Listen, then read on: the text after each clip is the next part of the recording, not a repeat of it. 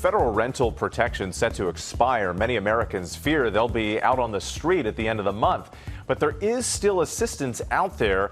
ABC's Zachary Keish is here with more on that. Zachary, good morning. Whit, good morning to you as well. You know, this was always a temporary fix. The good news is there is help. The only question is, when will it arrive? You know, there's a patchwork of some 450 programs that are operating at the state and local level. It's been difficult to navigate, and their rollout has been slow. Something needs to be done about this rent problem that we're facing. This morning, time is running out for Americans strapped with the burden of unpaid rent. I've never imagined something like this happening. It's just kind of like you just living day by day, not knowing what's going to happen.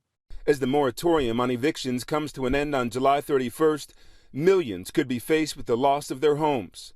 Autumn Murrow is one of them. Yes, it's been really hard every day. I don't know how I'm going to pay my rent. I've had multiple eviction notices. Every morning I wake up and I'm just not sure what I'm going to do. The Emergency Rental Assistance Program was designed to make funding available to assist households that are unable to pay rent or utilities.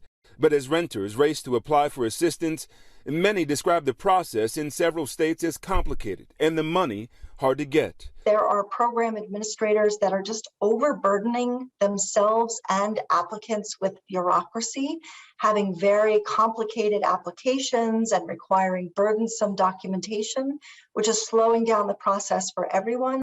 According to the U.S. Census Household Survey in June, 7 million renters are behind on payments. One reason why, according to Treasury Department data, only a fraction of the more than $46 billion Congress earmarked for aid has reached those most in need. Someone applies and they perhaps get evicted before the money arrives. And it has happened and it will happen, but we're determined to do everything we can to prevent it from happening. In Texas, officials are pushing ahead to avoid that scenario, processing thousands of applications a day and urging landlords to also participate in the program. We have this eviction diversion program. It's a partnership with the Texas Supreme Court and Office of Court Administration, where they stay eviction for 60 days. And in the meantime, the landlord and the tenant apply for relief and get it out the door. Well, some states are ramping up their programs and distributing funds quickly. In New Orleans, city officials are trying to help renters sign up for federal assistance. If we have the tenant here, if we have the necessary support documentation, we can approve them pretty much on the spot.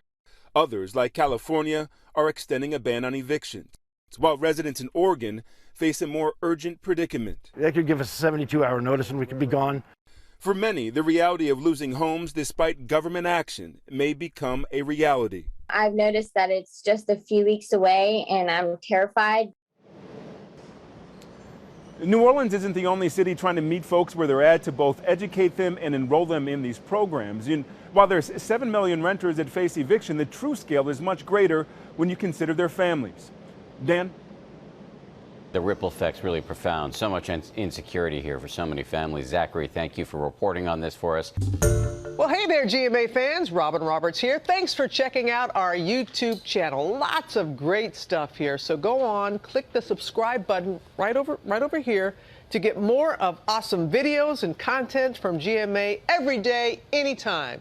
We thank you for watching, and we'll see you in the morning on GMA.